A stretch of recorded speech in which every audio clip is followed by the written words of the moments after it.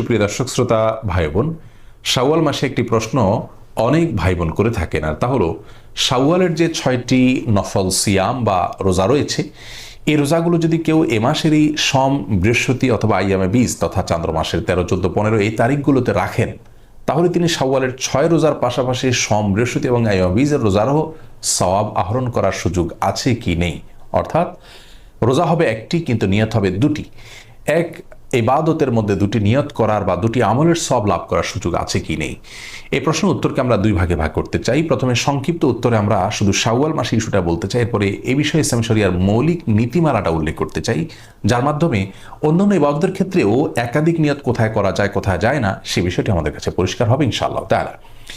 শাওয়াল মাসের 6টি রোজা যদি আমরা এ মাসেরই সোম, বৃহস্পতিবার কিংবা আইয়ামে বীজের যে দিনগুলো আছে সেই দিনগুলোতে আমরা রাখি এবং একাধিক নিয়ত করি, তাহলে একই সঙ্গে আমরা একাধিক ইবাদতের একাধিক রোজা রাখার সওয়াব লাভ করতে পারি ইনশাআল্লাহ তাআলা। অর্থাৎ কথার কথা, সোমবারে আপনি রোজা রাখলেন শাওয়াল মাসের, এবং সেই সাথে এটাকে সোমবারের রোজা রাখার নিয়তের পাশাপাশি শাওয়ালের 6 রোজার একটা আপনি নিয়ত করলেন, তাহলে শাওয়ালের 6 রোজার একটা হিসাবেও কাউন্ট হবে, আবার সোমবার রোজা রাখার সওয়াব আপনি লাভ করবেন। দুটি সওয়াব আমরা লাভ করতে পারছি একটি ইবাদতের মাধ্যমে। এই সুযোগটি আমাদের হাতছাড়া বোধহয় করা উচিত নয়। আর কেউ যদি সোম, বৃহস্পতিবার রোজাগুলো রাখেন যথারীতি এবং আইয়ামে বীজের রোজাগুলো রাখেন, সেই সাথে শাওয়ালের 6 রোজা আলাদা দিনগুলোতে রাখেন, তারটা তো সবচাইতে উত্তম হবে এবং তার সওয়াব যে বেশি হবে সেটা তো বলাই বাহুল্য।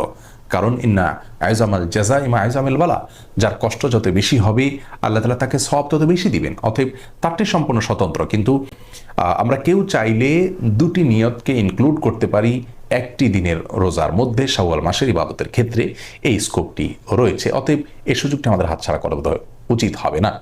আর এই বিষয়ে ইসলাম শরিয়ার মৌলিক নীতিমালা হলো, একটি আমলে যদি একাধিক ইবাদতের নিয়তকে ইনক্লুড করতে হয়, তাহলে সে আমল হতে হবে এমন আমল যেটি মুখ্য নয়।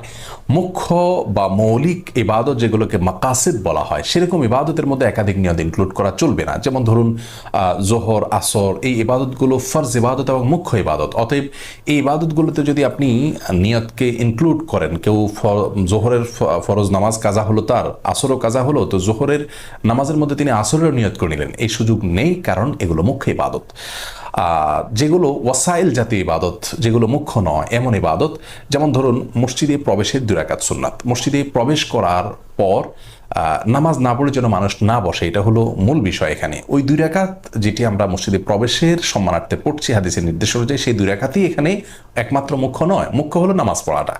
তো এই ইবাদতটি এমন ইবাদত যেটি মুখ্য নয়, ওয়াসাইল জাতীয় ইবাদত, এটাকে কন্ডিশন বা শর্ত জাতীয় ইবাদত আমরা বলতে পারি।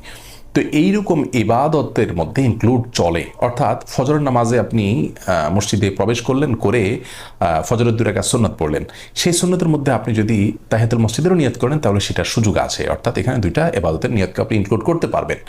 তার কারণ হলো, একটি ইবাদত এখানে আমরা দেখতে পাচ্ছি এটা মুখ্য নয় এমন ইবাদত। তাহলে যে ইবাদতগুলো মুখ্য, 2টি ইবাদতই মুখ্য, সেখানে এরকম ইনক্লুড করে নিয়ত করা যাবে না। আবার নফল যদি হয়, তাহলে সব নফলের ক্ষেত্রে আবার 2 নফলকে একসাথে নিয়ত করার কোনো সুযোগ নাই। মুখ্য নয় এমন জায়গা ইনক্লুড করা চলবে।